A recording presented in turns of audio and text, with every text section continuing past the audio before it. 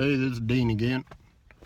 I was just giving a shout out to a buddy of mine over there at R&R Redneck Garage on the east side of Topeka. They work on cars, motorcycles. They've fixed a lot of stuff on my vehicles. Done a real good job, got me back rolling. My Expedition was bouncing like crazy. It was like riding a diving board.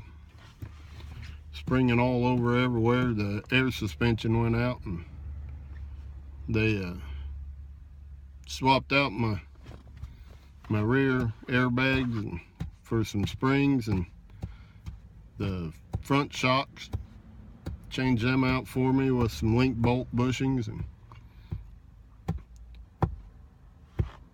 I'm rolling real good now.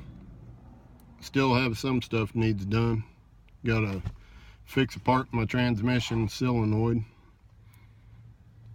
That'll be an adventure, I bet.